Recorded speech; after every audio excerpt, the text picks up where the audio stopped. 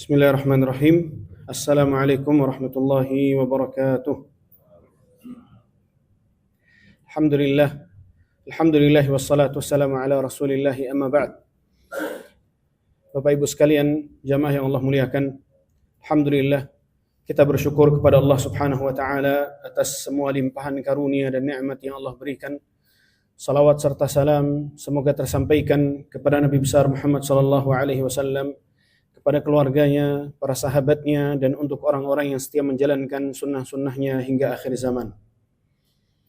Bapak Ibu sekalian, jamaah yang Allah muliakan, tak bosan untuk mengingatkan Bapak Ibu bahwa di antara keutamaan yang sangat-sangat besar bagi orang yang menyempatkan waktunya untuk bermajlis ta'lim adalah bersalawat kepada Rasulullah sallallahu alaihi wasallam. Karena ketika kajian itu diadakan, maka yang namanya pengajian pasti pembahasannya tentang agama Bapak Ibu. Dan pembahasan tentang agama itu tidak lepas pembahasannya tentang Al-Qur'an dan hadis-hadis Nabi Muhammad sallallahu alaihi wasallam.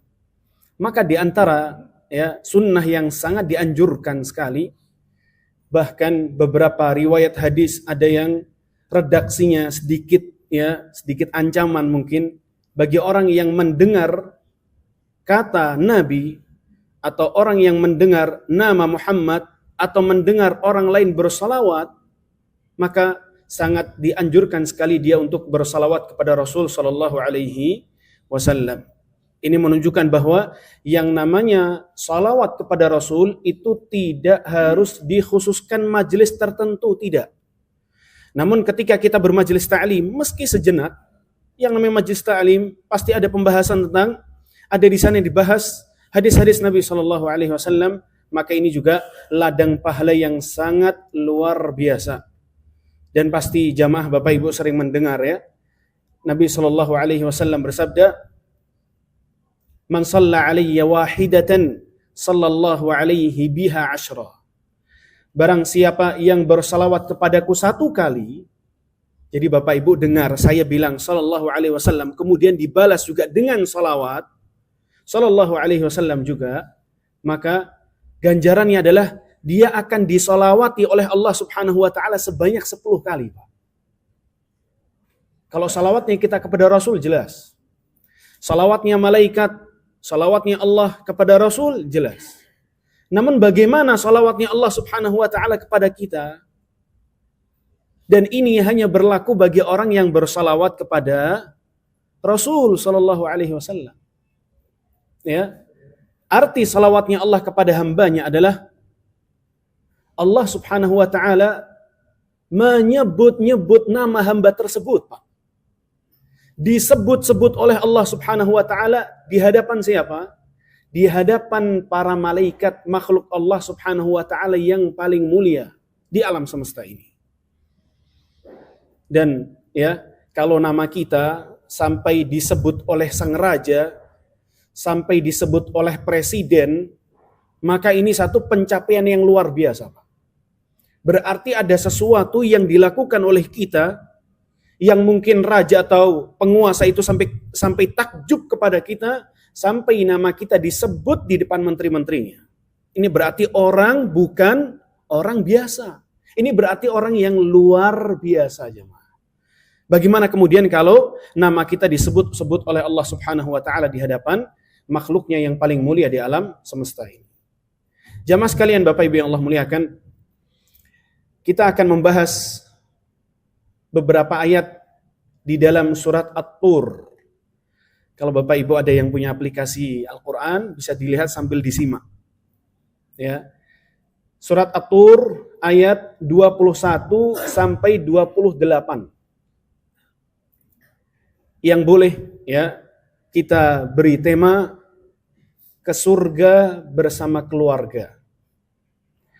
Jamaah sekalian Bapak Ibu yang Allah muliakan, sungguh di antara kenikmatan yang setiap orang pasti merasakan kebahagiaan dan kesenangan ketika dia bisa kumpul bersama keluarga.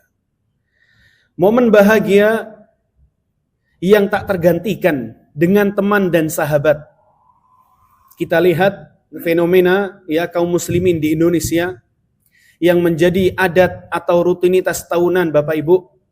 Ketika momen Idul Fitri, maka mereka berupaya sekuat tenaga untuk kembali ke kampungnya, meski harus membayar tiket dengan harga yang mahal, menempuh perjalanan yang tak dekat, mungkin ratusan kilo atau bahkan ribuan kilometer, dengan lelah, dengan letihnya, dan seterusnya.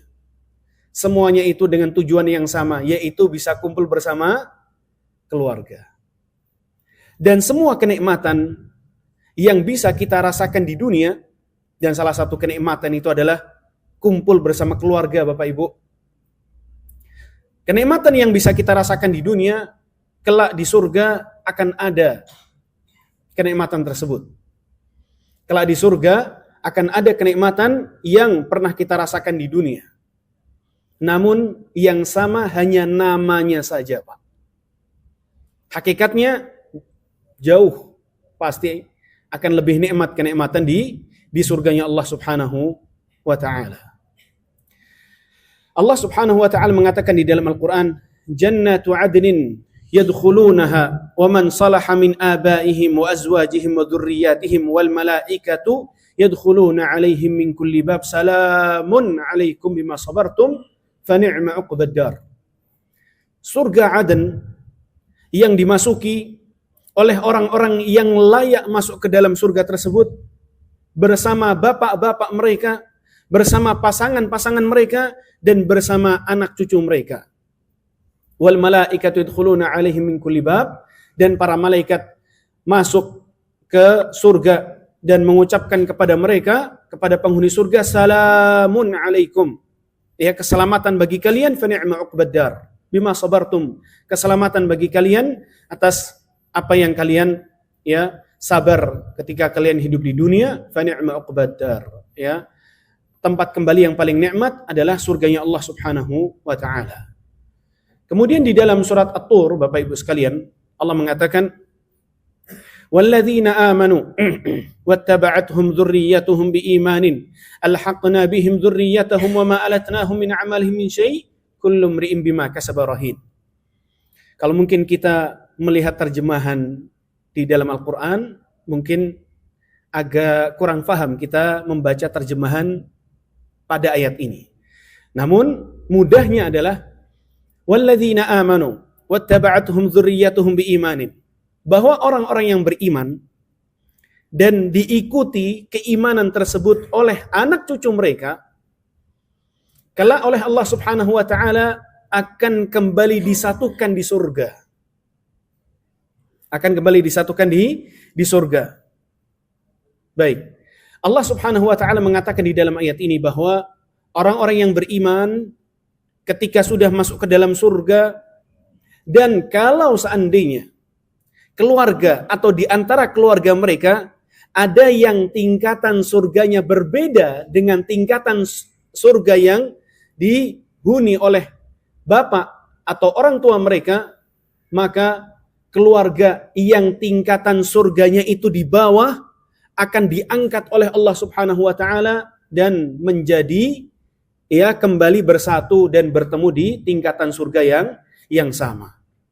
Jamaah sekalian yang Allah muliakan, kita ya kaum mukminin, kaum muslimin, meskipun Allah Subhanahu wa taala menjanjikan kita dengan surganya, namun tingkatan surga itu pasti berbeda-beda jamaah. Tingkatan surga itu pasti berbeda-beda. Nabi Shallallahu Alaihi Wasallam mengatakan di dalam hadisnya bahwa tidak ada seorang pun di antara kalian yang masuk ke dalam surga karena amalannya. Meskipun engkau wahai Rasul, kata para sahabat, meskipun aku, namun aku telah diliputi oleh Allah Subhanahu Wa Taala dengan rahmatnya. Tidak ada seorang pun masuk ke dalam surga dengan rahmatnya. Lantas bagaimana dengan amalan kita, Pak? Ya, mungkin kita bertanya-tanya, apa tujuan dari amalan? Kalau seandainya kita masuk ke dalam surga bukan karena amalan kita. Yang pertama, bahwa amalan itu menjadi sebab utama seorang mendapatkan rahmatnya Allah Subhanahu wa taala. Kemudian yang kedua, Amalan itulah yang menentukan tingkatan ya seseorang kelak di surganya Allah. Karena menentukan tingkatan ya kelak di surganya Allah, maka amalan kita berbeda. Dengan demikian tingkatan di surga pun juga akan berbeda. Ya, bisa jadi orang tua tingkatan di surganya sangat tinggi sekali, namun seorang anak ya karena amal ibadahnya tak sehebat orang tuanya, mungkin dia mendapatkan tingkatan di surga namun tingkatan yang rendah. Maka bagaimana caranya agar kembali disatukan oleh Allah Subhanahu wa taala?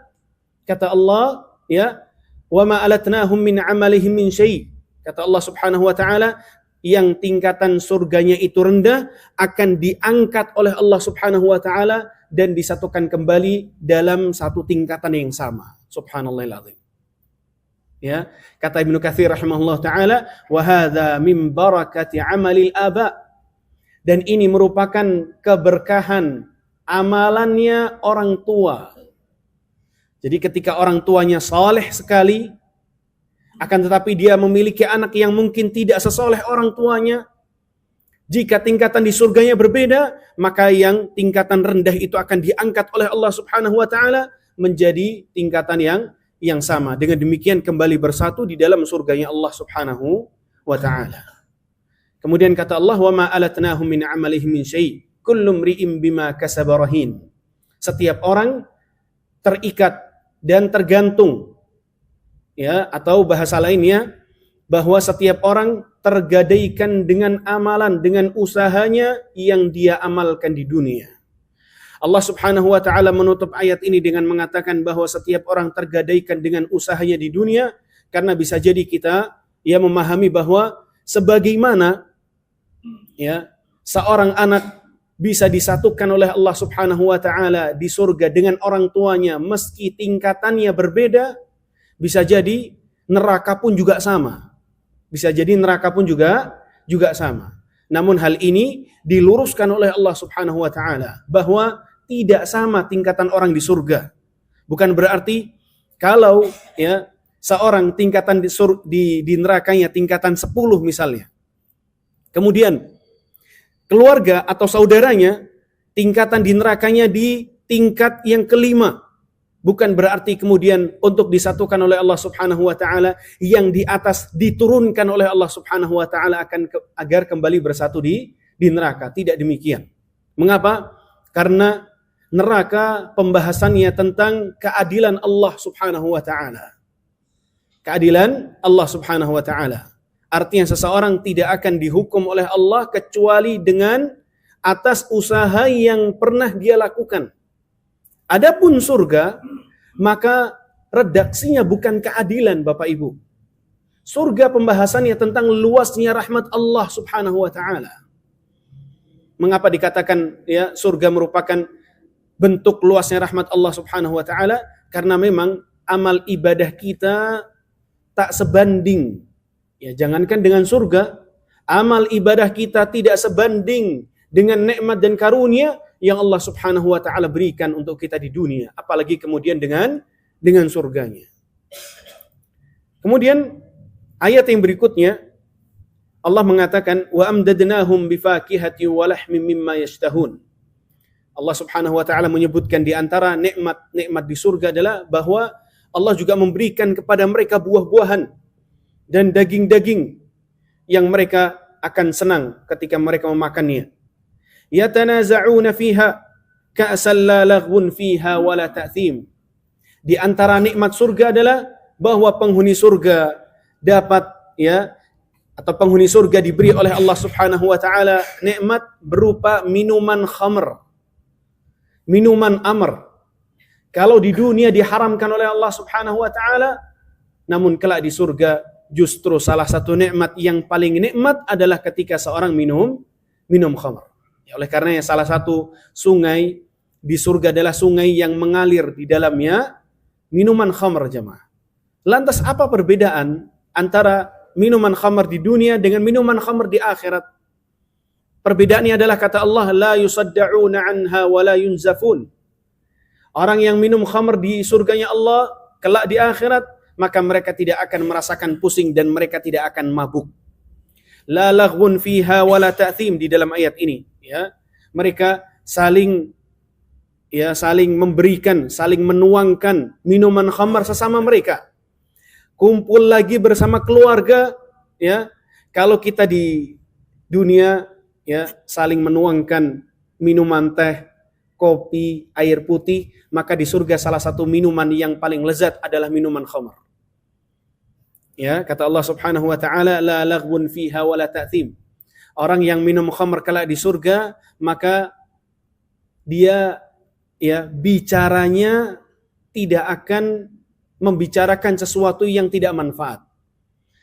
Atau ucapan yang dia ucapkan bukanlah ucapan yang mengandung kemaksiatan. Kalau bahasa kita sekarang adalah ngelantur kemana-mana. Dan itulah, ya, yang terjadi ketika orang minum khamar di dunia, Pak. Omongan yang ngelantur kemana-mana. Yang pertama dia akan pusing. Yang kedua, kalau minumnya banyak dia akan mabuk. Kalau sudah mabuk, omongan yang ngelantur kemana-mana. Atau bahkan yang diucapkan adalah ucapan-ucapan yang mengandung kemaksiatan. Dan ini semua tidak berlaku bagi khamar yang disediakan oleh Allah Subhanahu wa taala di surga.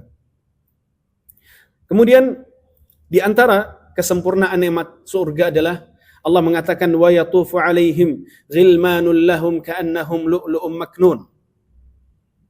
Dan Allah Subhanahu wa taala menyediakan untuk mereka para pelayan yang masih muda belia, yang standby setiap saat untuk menerima perintah dari penghuni surga.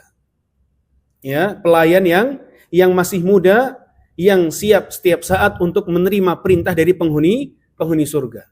Ini salah satu kenikmatan besar bagi seorang ketika berada di dunia, ya, yaitu ketika dia memiliki seorang pelayan atau pembantu. Sehingga ketika dia membutuhkan sesuatu, bukan dia sendiri yang membeli sesuatu tersebut, bukan dia sendiri yang mengambil apa yang dia butuhkan, namun dia bisa memerintahkan seorang untuk memberikan apa yang dia butuhkan. Dan ini juga ada di surganya Allah Subhanahu wa ta'ala. Kemudian kata Allah, wa aqbala ba'duhum ala ba'dhin yatasaalun.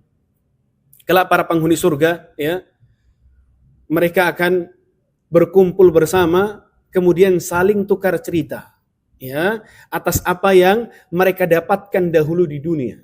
Mereka saling bertukar cerita, ya, saling ngobrol kalau bahasa kita sekarang. Yatasaalun. Mereka mengatakan qalu inna kunna qablu fi ahlina musyfiqin. Ya, mereka bercerita bahwasannya dahulu kami adalah orang-orang yang takut akan azab Allah Subhanahu wa taala. Karena kami takut akan azab Allah, maka kami berusaha untuk optimal dan maksimal beribadah kepada Allah tabaraka wa taala. Dan ini Allah Subhanahu wa taala, ya, ceritakan atau firmankan di dalam beberapa surat di dalam Al-Qur'anul Karim bahwasannya kelak para penghuni surga mereka akan saling berkumpul dan saling, ya, ngobrol atau bertukar cerita. Sebagaimana, Pak, penghuni surga itu nanti bisa ngobrol sama mereka, penghuni neraka pun juga sama, jemaah. Ya, penghuni neraka pun juga sama. Ya, di tengah-tengah mereka sedang diazab oleh Allah Subhanahu wa taala, justru mereka menanyakan sesuatu yang tidak ada manfaatnya. Allah Subhanahu wa taala ceritakan bahwa mereka bertanya sesama mereka, ya, penghuni neraka saling bertanya sama mereka. Taib. Allah mengatakan di dalam Al-Qur'an, malana la nara rijalan kunna na'udduhum minal asyrar. Mereka bertanya, mengapa kami tidak melihat orang-orang yang dahulu di dunia kami menganggap mereka orang-orang yang sesat? Mengapa orang-orang yang kami anggap sesat dahulu di dunia tidak kami melihatnya di neraka bersama kita? Ya, attakhadnahum sukhriyan am zaghat anhumul absar? Apakah dahulu kami hanya mengolok-olok mereka saja, menghina mereka saja, ya? Artinya tidak benar anggapan kami bahwasannya mereka adalah orang-orang yang sesat. Am zaghat anhumul absar, atau mereka sejatinya sebenarnya ada di neraka namun kita tidak melihatnya, ya. Baik. Kemudian yang berikutnya Allah Subhanahu wa taala mengatakan, "Famannallahu 'alaina wa waqana 'adzabas samum." Ya, para penghuni surga saling ngobrol di antara mereka dan mereka mengatakan, ya, bahwa kami bisa masuk ke dalam surga karena rahmat Allah Subhanahu wa taala. Dan kami dahulu di dunia bisa menjalankan Islam dengan benar, bisa beribadah kepada Allah Subhanahu wa taala, semata-mata hidayah itu milik Allah dan hanya karena Allah Subhanahu wa taala kami beribadah. Wa waqana adzabas samum, dan karena Allah lah kami dijauhkan dari azab neraka. Inna kunna min qablu nad'u innahu huwal barrur rahim. Sesungguhnya kami dahulu selalu berdoa meminta kepada Allah Subhanahu wa taala agar dijadikan orang-orang yang istiqamah, agar dijadikan orang-orang yang diberi surga oleh Allah dan dijadikan orang-orang yang dijauhkan dari nerakanya. Innahu huwal barrur rahim. Dialah Allah Subhanahu wa taala zat yang maha baik lagi maha penyayang. Ya. Jadi jamaah sekalian yang Allah muliakan, dari ayat ke-21 sampai ayat ke-28, 8 ayat ini Allah Subhanahu wa taala menyebutkan nikmat-nikmat yang Allah berikan, karuniakan kepada penghuni surga. Dan salah satunya adalah pertemuan kembali keluarga atau bahkan sahabat yang dahulu pernah mereka kenal di dunia. Dan inilah yang disebut oleh para ulama dengan syafaat yang terjadi di surganya Allah Subhanahu wa taala. Sehingga keluarga yang tingkatan surganya rendah akan diangkat oleh Allah Subhanahu wa taala menjadi sama dengan anggota keluarga yang tingkatan surganya di atas mereka, guna Allah Subhanahu wa taala satukan kembali mereka di surga. Kita berdoa semoga Allah Subhanahu wa taala memberikan taufiknya kepada kita semua, dan kita juga memohon kepadanya semoga Allah Subhanahu wa taala kembali mempertemukan kita bersama keluarga kita, bersama sahabat-sahabat kita kaum mukminin kelak di surga Firdaus al-A'la. Amin Allahumma amin. Kita akhiri dengan doa kafaratul majlis. Subhanakallahumma wa bihamdika asyhadu an la ilaha illa anta astaghfiruka wa atubu ilaik. Wassalamualaikum warahmatullahi wabarakatuh.